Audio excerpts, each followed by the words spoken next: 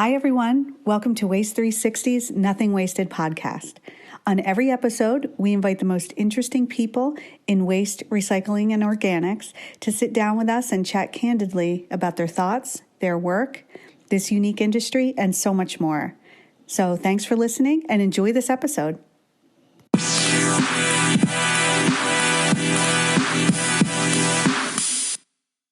Hi, everyone. This is Liz Bothwell from Waste 360, and I'm with Andy Weins, president of Green Up Solutions.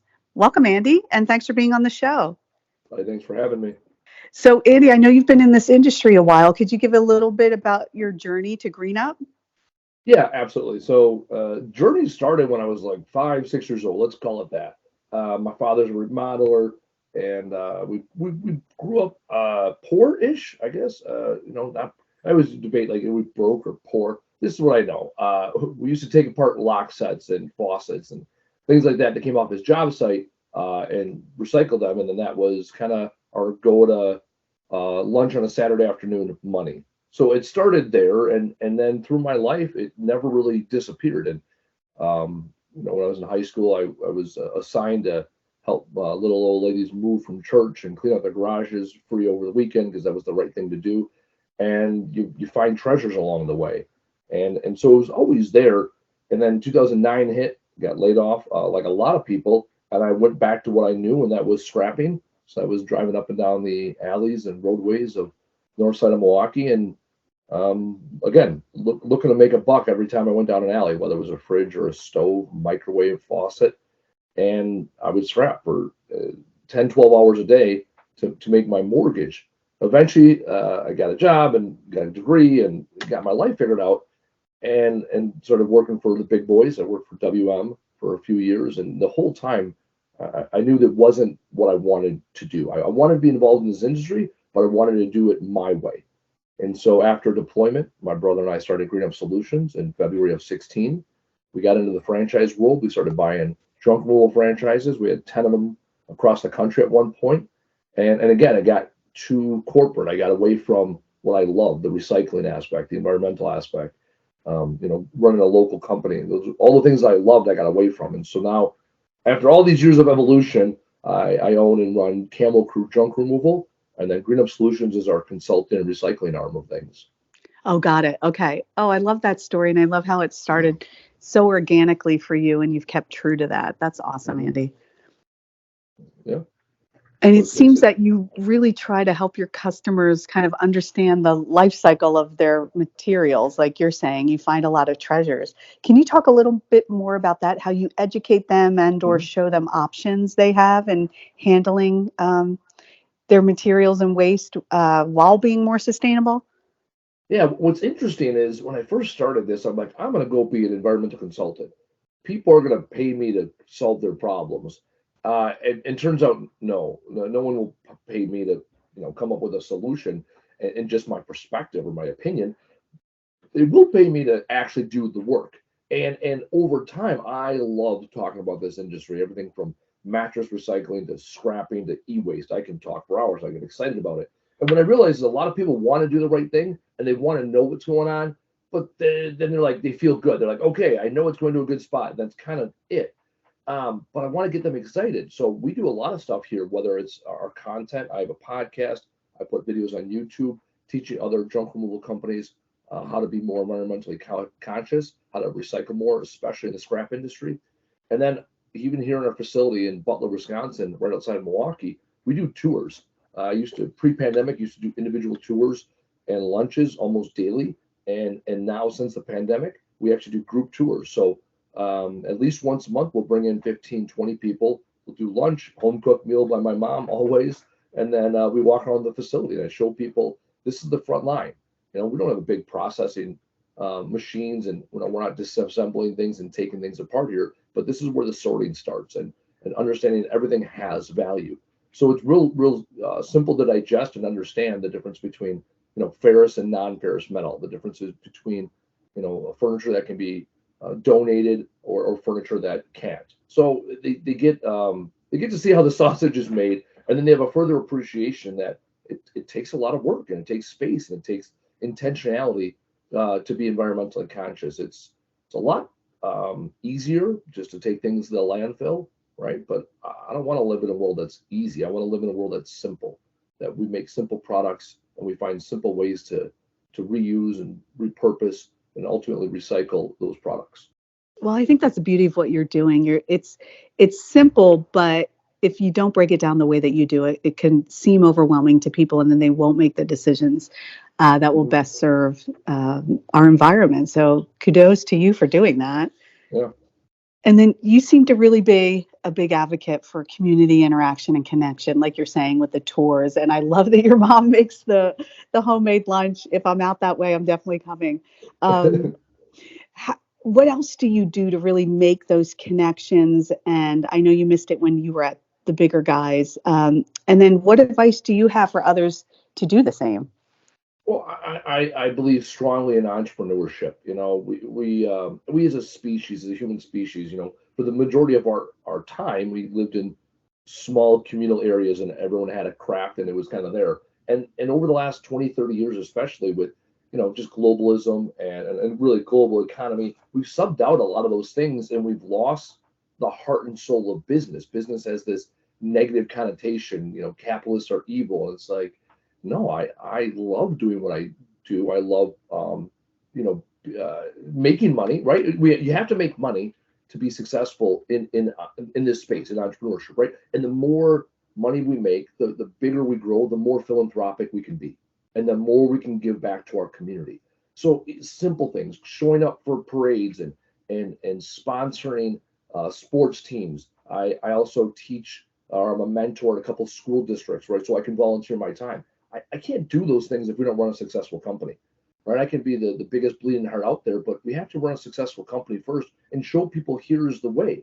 Because the pushback we get, especially in capitalism, when it comes to being environmentally sound is, well, it's not cash flow positive.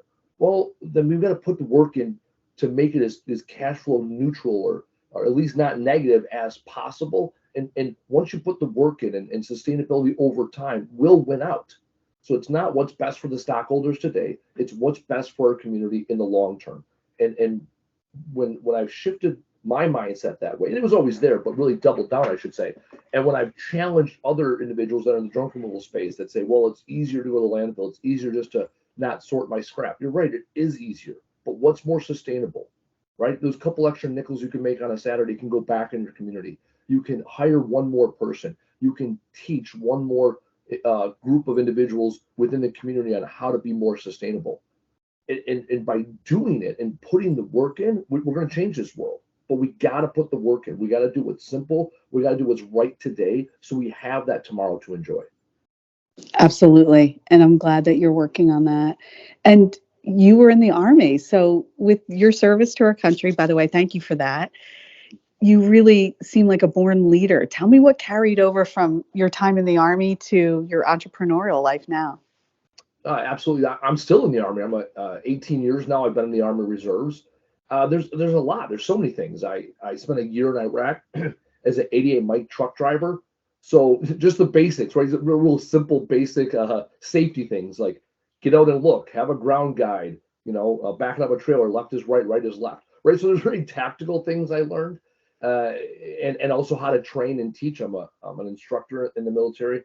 I was for a period there, and so you learn how to communicate effectively with people, how to teach them, how to make sure that we crawl, walk, run.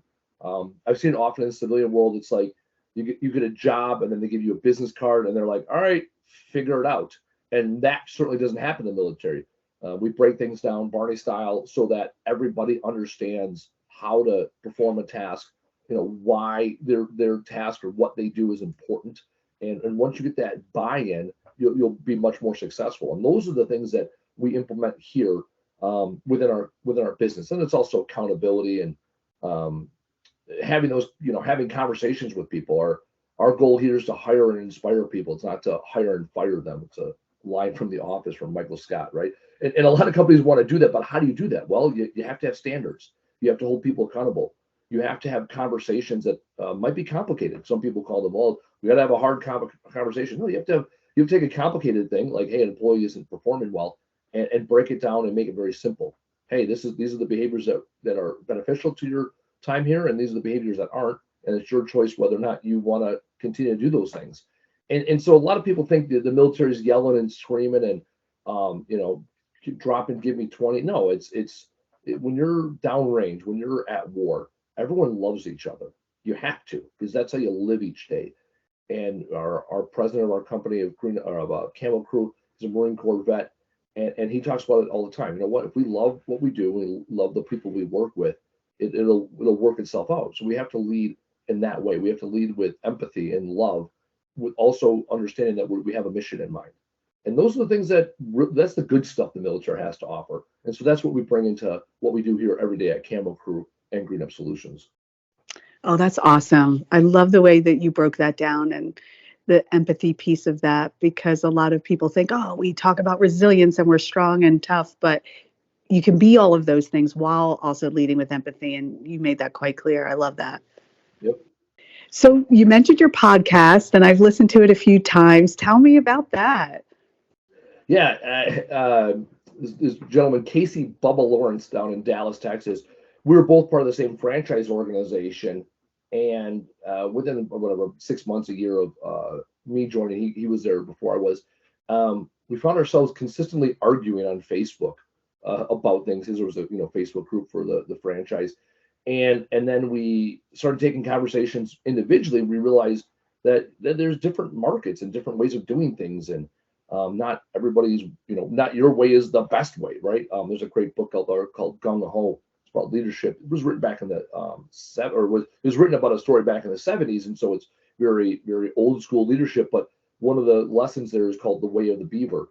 And if you watch the way that beavers work, they don't tell each other what to do. They all individually contribute, and they all kind of know what their role and the responsibility is, and they work around each other to accomplish the same mission. And so that's something I've thought about when it comes to Casey and I. We ran two different businesses, but we had the same mission, and we did it two very different things, different ways. So if I use box trucks and he used trucks and trailers and dump trucks, well, it's not that he's right and I'm wrong. It's where we have different ways to accomplishing the same mission. And over time, those conversations kept evolving, and we would refer back to him like, "Oh, remember we talked about this? Remember we talked about that?" And so finally, I sat through a 2-year non-compete when I got out of the franchise world, and that was tough. I went from doing what I loved, I was passionate about, to sit on the sidelines for 2 years. And so the same week that my non-compete ended, we started the podcast. We said, let's have these conversations, let's bring in other people, and let's others listen in. And it's that simple. The beautiful thing about podcasts are we have the time, the bandwidth to talk. I have a radio background, and when you only have 20 seconds or 30 seconds or 60 seconds to talk, you're very specific. You make sure you hit your marks. You got your talking points. You got your notes. When you're on a podcast, you just talk, and the best ideas come to the top eventually because you have the time and space. You're not limited by airtime or a corporate overlord, or an agenda. And so the podcast has turned into that. It turned into these conversations, and then the conversation continues online when people hit us up in groups or Facebook groups or LinkedIn, and then we can both learn. I learn so much by doing the podcast. A lot of people are like, oh, you're the experts. No, we're guys that do this, that are curious. We want to learn about our craft. I heard years ago that for every mentor you have that's 10 years older than you, you have to have one that's 10 years younger than you. And there's truth in that. And not just 10 years younger in age, but also 10 years younger in industry. We interviewed a guy recently who's in his 5th month in business, and he was teaching me stuff that I didn't know because I didn't experience that, right? He was talking about how he went on YouTube and learned Google AdWords. Well, I just hired someone to do Google AdWords at one point. And I'm like, oh man, I could do that, right? If I so chose. And it was exciting to know that there's people out there that are continually getting into our industry, and they're seeing it for the first time. And so they're seeing things that I never saw. I've always known deep down I was going to be in the waste industry, in junk removal. My great grandfather owned a salvage yard back from the mid 30s till 1959 when he died. Like it's in my blood. So when I hear people now, they're like, oh yeah, I decided to get into junk removal. I'm like, what? Why? And I find that extremely fascinating and interesting. And the podcast has allowed us to have these conversations, share the knowledge, and learn more than I could ever learn by sitting in my office. It's so true. And you and Casey have this nice rapport. It's off the cuff, it's funny, but engaging. And like you said, you often get to the meat of topics. Because I know I learned a few things while listening to some of your episodes. So thanks for that. Yeah. And I feel the same way about the podcast. I've been able to speak to so many amazing people over the years that you just get to know people better. You get to know the industry better. You hear different perspectives that you're not living every day. And the whole, at least for the Nothing Wasted podcast, it's the whole sustainability piece became really crystal clear the more people I spoke to who were sort of on the peripheral of the industry. But those are also the stakeholders we need to bring to the table to find real solutions. So it's been remarkable. So I'm glad you're having a similar experience. So I listened to one episode that is titled Combat Ready in 23. Mm. And can you give some highlights for our listeners of what you think would make the industry combat ready as we head into this crazy busy year of 2023? Yeah, it's throughout the year we often complain, oh, there's not enough time to train, there's not enough time to enforce standards or get accountability, or what are we measuring?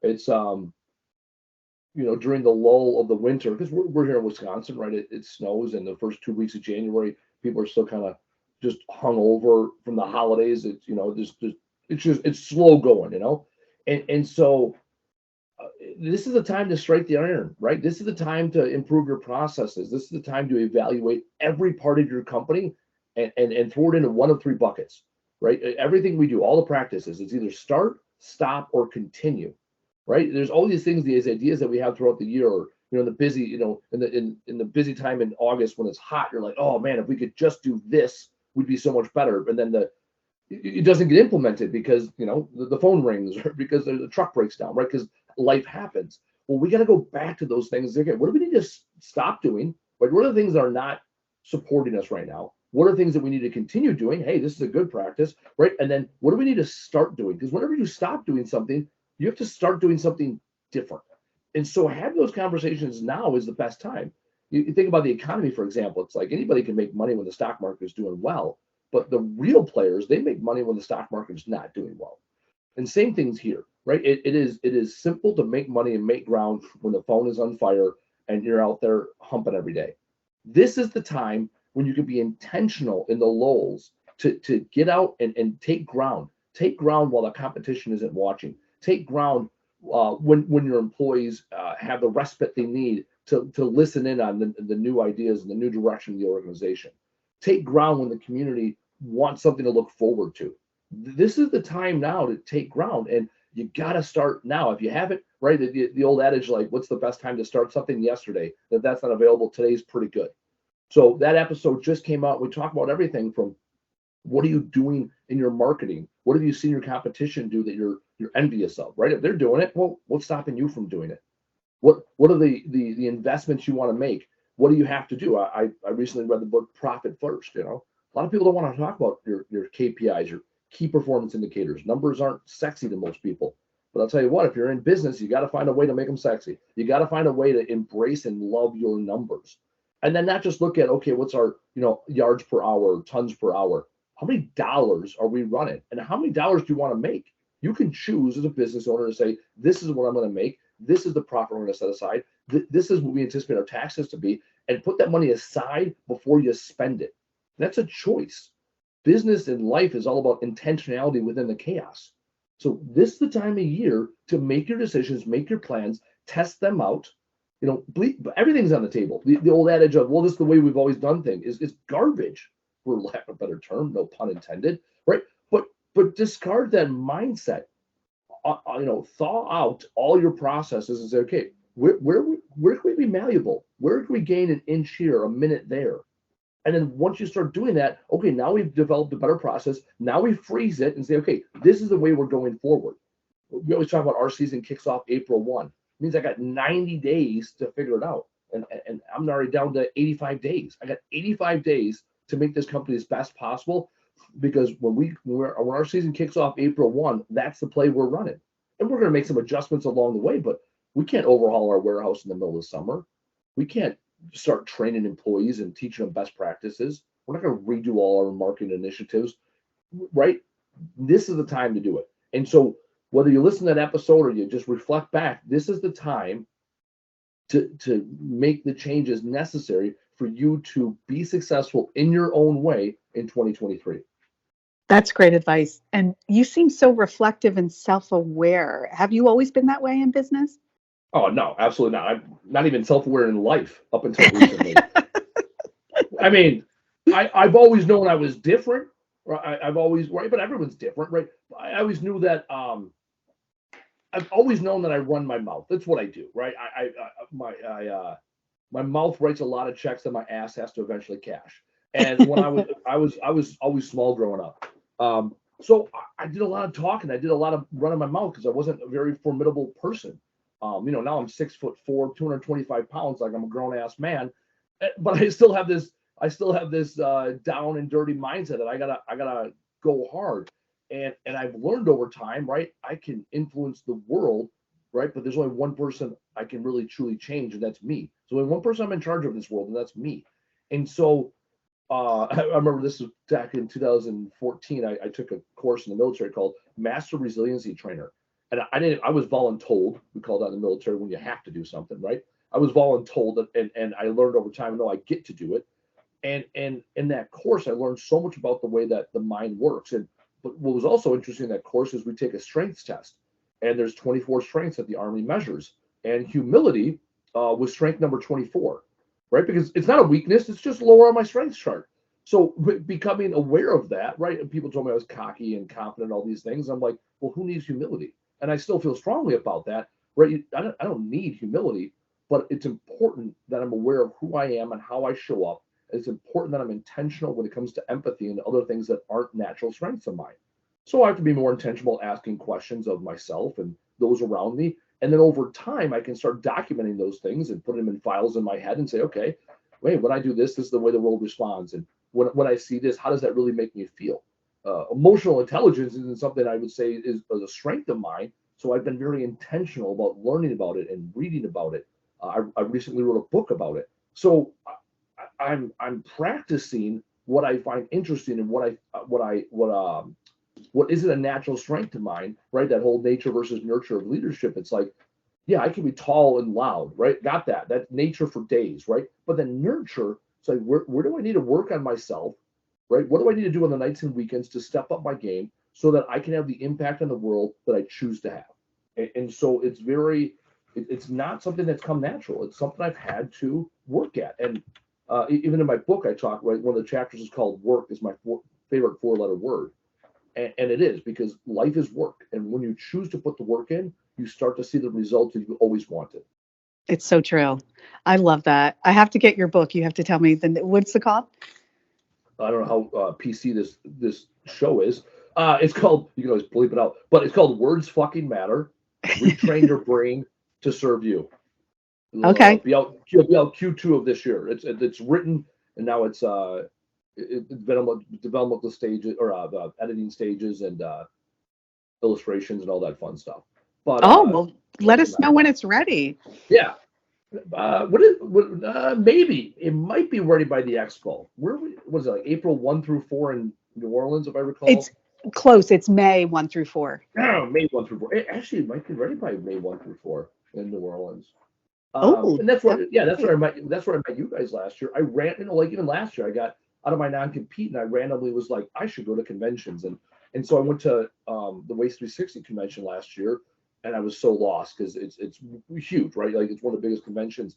And I was like, what am I doing here? Right? I'm a lowly old little junk removal business.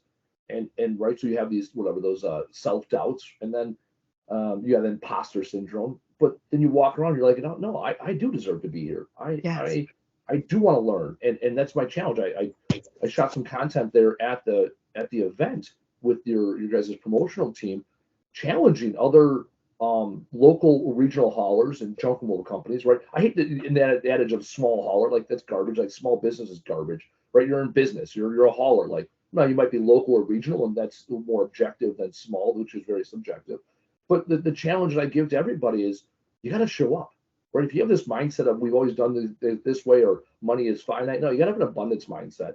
And I really had to change that mindset last year. And after your convention, I ended up going to a bunch of conventions in the fall, and it energized me because I see all the potential, and I see all the things that are important to the industry and what's important to other people. And then I think, well, how do I fit into this big equation? And you really, those are the opportunities you have to gain ground, right? It's an investment. You got to invest your time and money and effort to show up to conventions. But once you're there, you get your money and your time and effort back tenfold, because you get out of your fighting position for a few days, you see what could be possible, and you come back to your local area and you start making changes, whether it's really, consciously or unconsciously.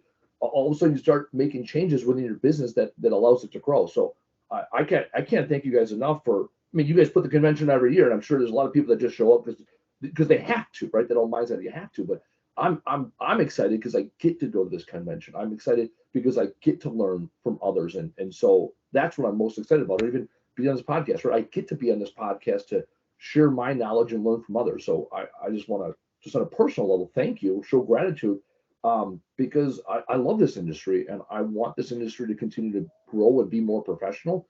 And it's organizations like yours that put a really good view, a really good look on what is otherwise an industry looked down upon by a lot of people.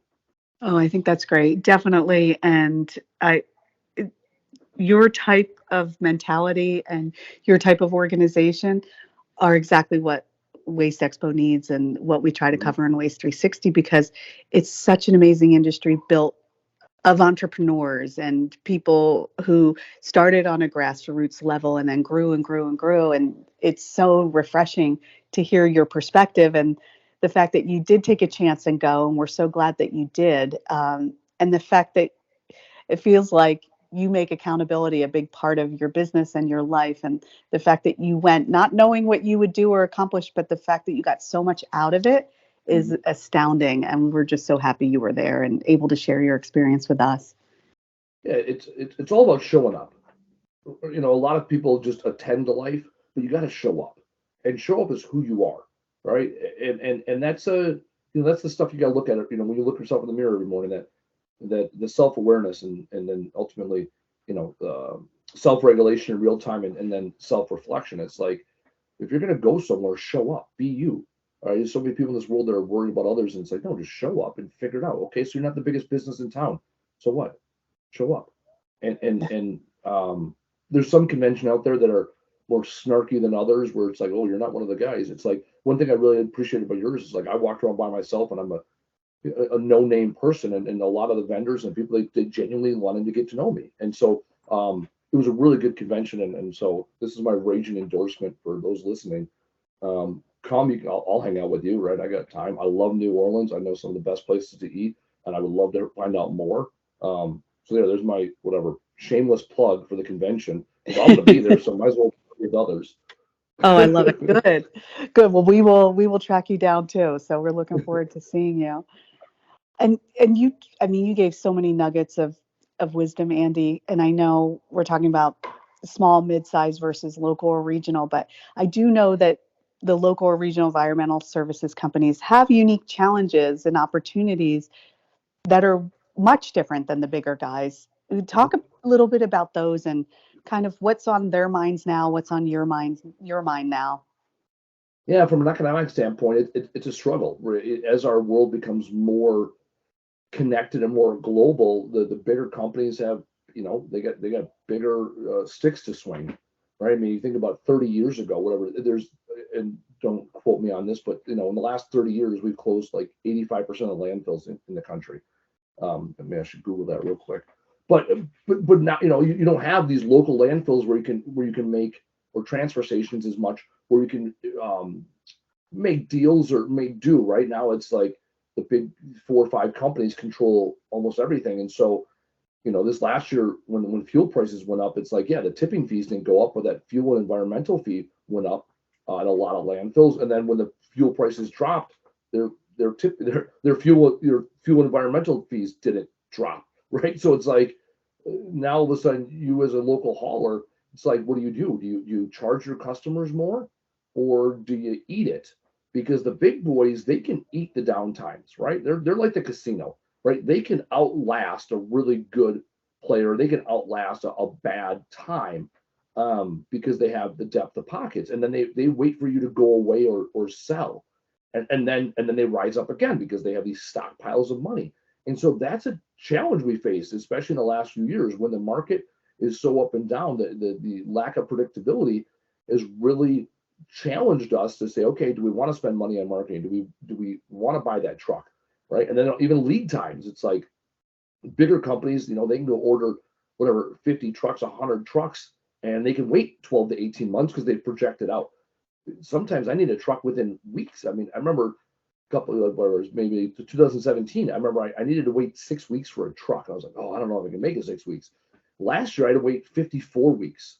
Like it's those are the things, that is small independent. I use the word small. As a local independent haulers, it's like if you have 3 or 4 trucks and you need one, waiting a year is not viable. Versus the big guys where they have 500 trucks, they can wait a year for 5 trucks. Like it's not a huge deal. So those are the challenges we face when the economy is especially unstable.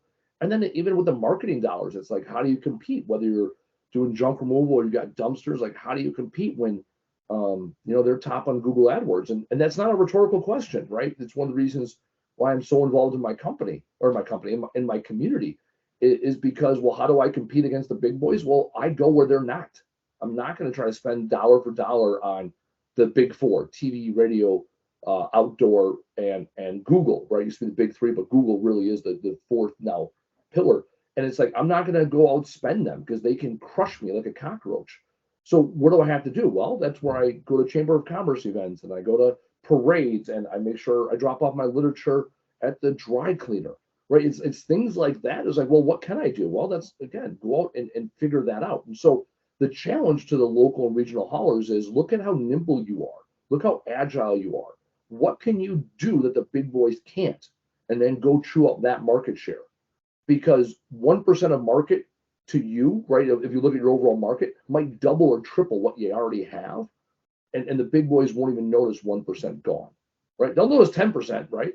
But they won't notice it right away. So what can you do to chew up market share that the big boys don't even notice you? That's the key. Great question, and you're going to have a lot of people thinking about that, I'm sure. Mm-hmm. So you've hauled some interesting things over the years. What's the craziest thing that you've picked up? So the craziest thing, and we didn't haul it, but we found it. And yeah, I get this question all the time. And there's tons of interesting things, right? And things that I find to be fascinating.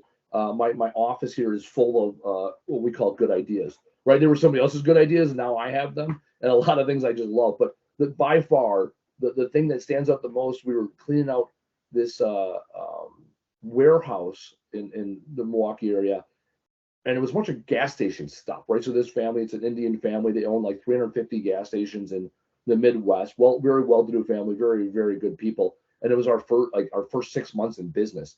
Anyways, we're cleaning out this warehouse that has a bunch of old Citgo T-shirts and BP banners and posters, whatever, and koozies, whatever. And so we're going through it, and the gentleman that was overseeing the project, he's like, "Hey, when you get to this corner, there's a blue crate. Just come bring that to me." We're like, all right, whatever. Right, it's buried in a bunch of promotional boxes. So whatever, a couple hours later, whenever we get to it, we come find him. We're like, "Hey, here's this blue crate. Like, you guys want this?" And one of my guys almost busted the crate up. Was gonna would take the top off and was gonna use the crate to haul stuff out. Good thing he didn't. Anyways, so they open it up and it was Gandhi's spinning wheel and a pair of his sandals.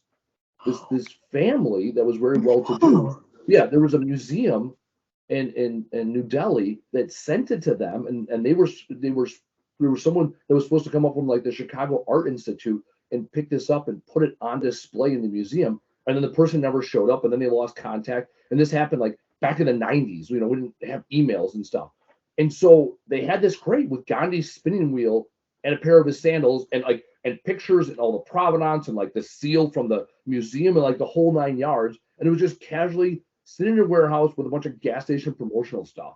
And so, of all things that we've ever come across, I'm like, okay, that's it. Like that's the line. Like if you have something from Gandhi, that's the line. Like I don't know, like top figures of the 20th century. Like he's in the top 10. So that was really interesting. And it was also just interesting how casual it was. There was like, oh yeah, we've had that for like 15 years. We come across tons of things, and I'm like, yep, that's the top of the list. So that was a really cool experience. It was also interesting that it was like we started our business in like February we got an LLC, June we started hauling loads, and this was in like October. And what's more whatever that job was like a $5,000 job. It was like this. Oh my God, this is the greatest job ever. If I would rebid that job today, it would probably be 4 times that. We were there for like a month because Oh, I was like, wow. oh, how about just a little bit over here and a little bit. And you just we just want to say yes to everything because we wanted to get paid and we wanted to do a good job and get the review. Looking back at it, we probably lost money on that job. And I should say we didn't lose money. We invested our time and resources to learn a lot of really good lessons.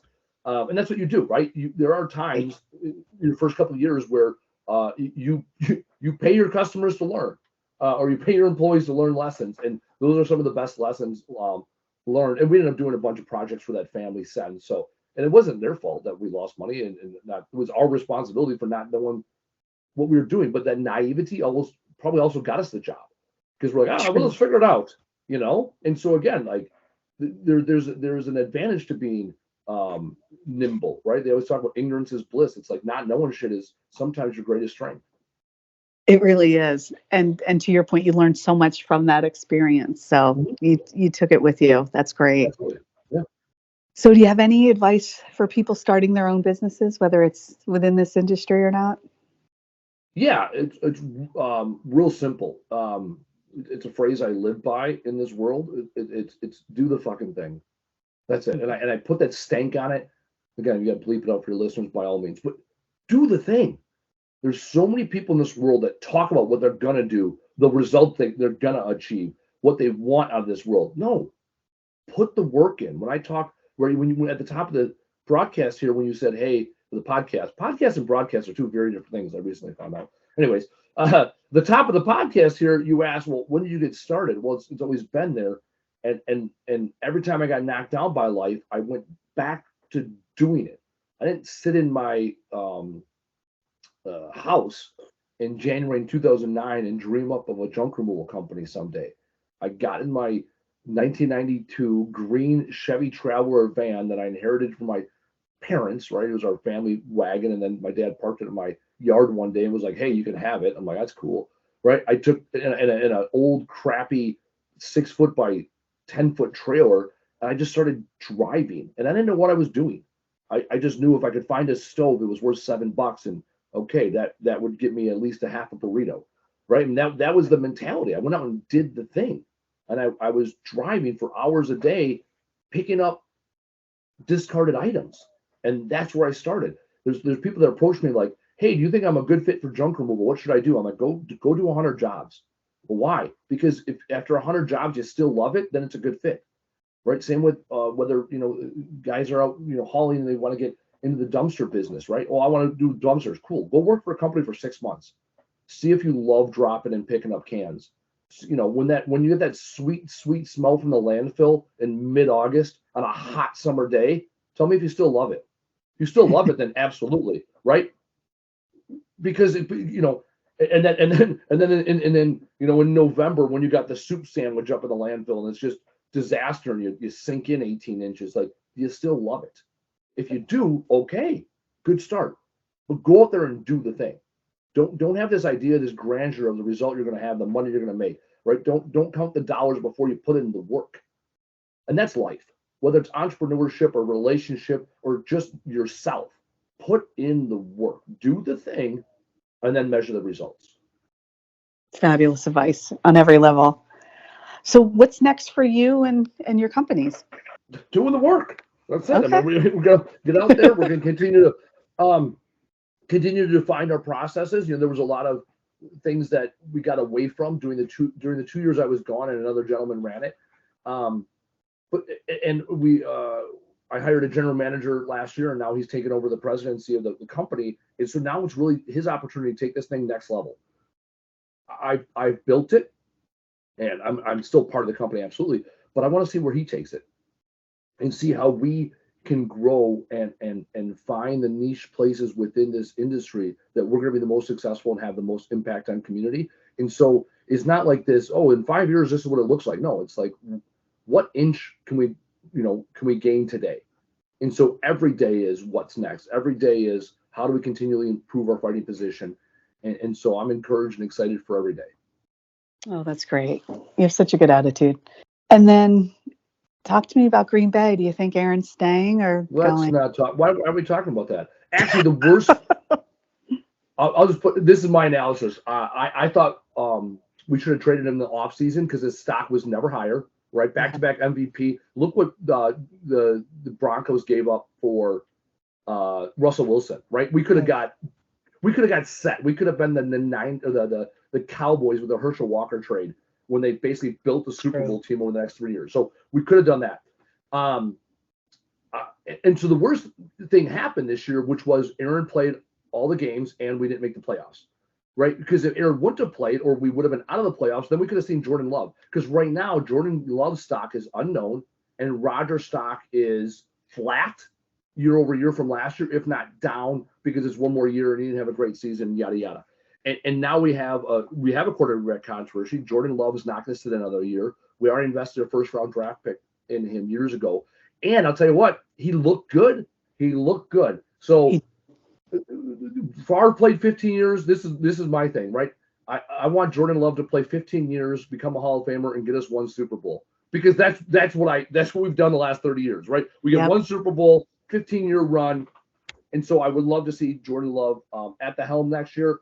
And I would love to just get a buttload of draft picks and success, set ourselves up for success in the future, trading Rodgers. I do not anticipate that happening, but that would be ideal. Okay. Actually, the Raiders. I would love to see him trade to the Raiders because that's the most logical option, I would think, at this point. Get him back with Devontae. Derek Carr sat. They have a legitimate. They had a team last year, and then this year they didn't. So Rodgers to the Raiders, and we play the Raiders in Vegas next year. That would be a hell of a game. That would be a hell of a game. That game I'll go to. And I think there's interest for him in obviously reuniting with Adams, and always that whole San Fran question mark over his head. Would he go? They screwed him in the beginning, but now with Purdy, with Purdy, they figured out the quarterback thing with the Mr. Irrelevant. Exactly. Who knew? Last pick in the draft. And he's got a playoff win under his belt. And by the time this episode airs, who knows how far they're going to be, in the playoffs at that point. No, I agree. Interesting. It's going to be a very interesting off season. So we'll see. But I'm excited about the playoffs. So let's enjoy those. Absolutely. Good. Well, Andy, I'd loved chatting with you. Is there anything else you want to share before I let you go? No, I really appreciate the opportunity, and I'm looking forward to meeting you. And your listeners and the Waste 360 team and everybody else industry-wide in May. Me too. Can't wait. Looking forward to it. I'll send you a note and we'll exchange our numbers so we can connect live in person. Sounds good. Let's do it. Okay. Sounds good. Thanks, Andy. All right. Thank you. Okay. Have a good day.